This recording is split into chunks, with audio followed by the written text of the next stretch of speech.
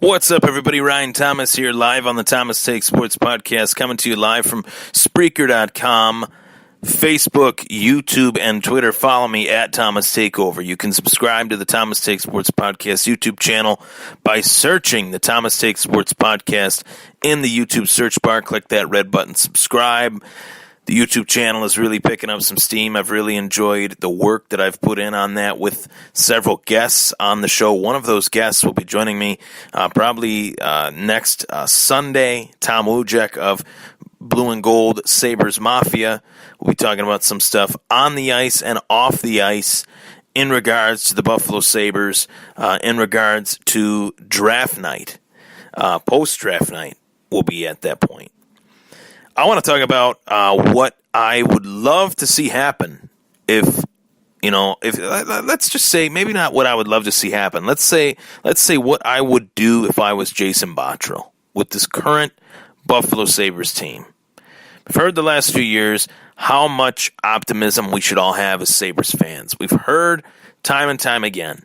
We have a lot of young talent. We have Eichel. We have Mittelstadt. We have Nylander. We have Rodriguez. We have some decent young players. And they're not wrong. They, meaning the media and the fan base itself, is not wrong when they say that. We have a lot of young talent. We have a lot of young talent. And we have a lot of young talent. I get all that. But along the way, we've picked up a veteran or two that have not been helpful. Kyle Okposo, I'm willing to give a little bit of a pass. I'd say this is the last year.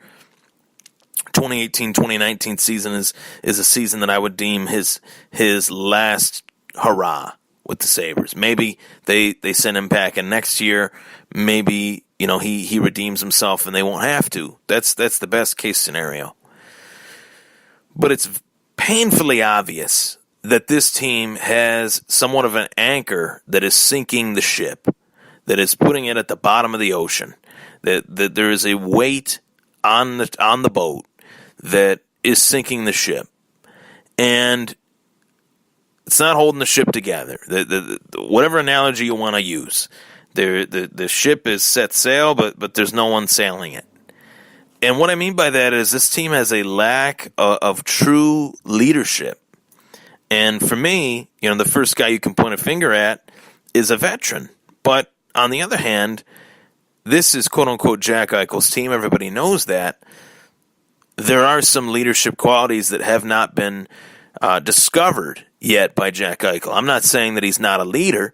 I'm saying that he is so young that they do not want to put that reins on him just yet.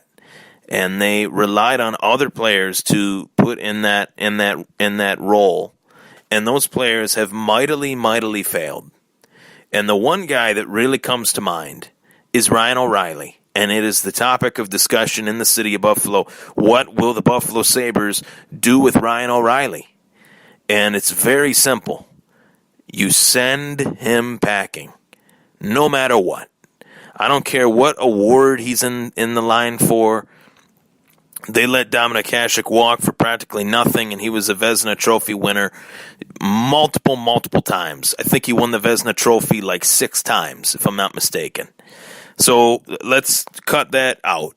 Saying, he did have a good face-off record and all this crap.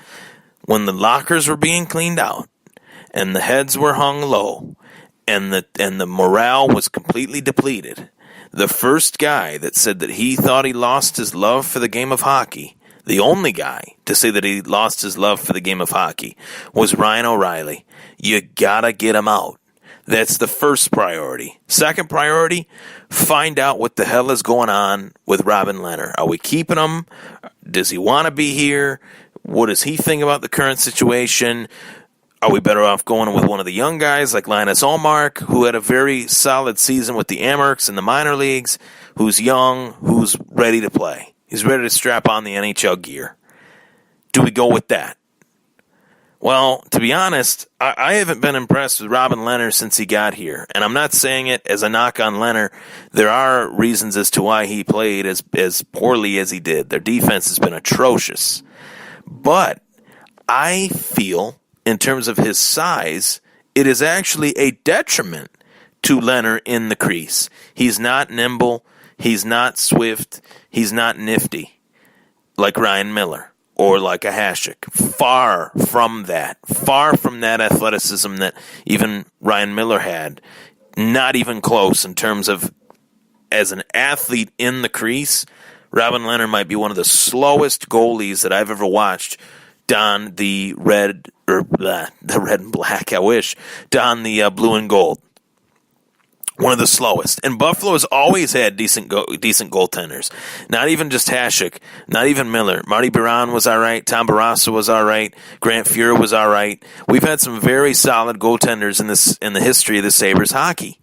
And Robin Leonard, maybe with a better defense, would be better. But I'm wondering where his head is at. Where his headspace is at as well. And anyone where you have to wonder where their headspace is at, why are they on the team? What is the point of those guys being on the team? Really, there isn't a point. There is no point for those guys to be on the team. So as we contemplate what's next for this team, we contemplate who we need to let go. We need to let go the guys that basically do not understand why they are here. And if they don't understand why they're here, then they shouldn't be here. If they don't understand why they have been unsuccessful, then they are a part of the problem. I've said this with Tyrod Taylor. Tyrod Taylor, the former Buffalo Bills quarterback, has come out. He's made some statements in regards to the Bills, saying that he hopes he knocks us out of the playoffs, saying that he thought he didn't get his due, he didn't get his shot, he didn't get a fair shake. If Tyrod Taylor thought that his performance in 2017 and in the 2018 season was grounds to stick around with his 14 touchdowns and four interceptions in a total season, then that's why he's gone. That's why he did not deserve the opportunity to stick around. If Ryan O'Reilly thinks that it's okay to stand in a locker room cleanout and tell the media that despite he makes the $8 million a year that he makes, that he's fallen out of love with the game of hockey, you just dug your own grave. You just nailed the fourth nail in your coffin, and there is no reason why you should be here. Why are you here if you do not want to be? If you don't want to be here, you can play somewhere else. And that is something that I always had a tough time with when we talked about Evander Kane, whether he should go, whether he should stay. I got the vibe that Evander Kane wanted to be here. Maybe he ruffled some feathers the wrong way. Maybe he didn't act the right way off the ice. But I don't think I'd ever hear Evander Kane say, well, I've fallen out of love with the game of hockey. I'd rather play in my garage band. Really? I mean, that's what it is. I've heard things that Ryan O'Reilly has his own band. They play locally at pubs and bars and things like that. Maybe Ryan O'Reilly should hang him up. Maybe he should get into the indie band scene. Maybe he should get into the kerfuffles and the festivals and all that stuff. And I'm not being sarcastic in saying that. People will laugh. I'm dead serious. If he does not want to play hockey, or if he's fallen out of love for the game, why is he playing?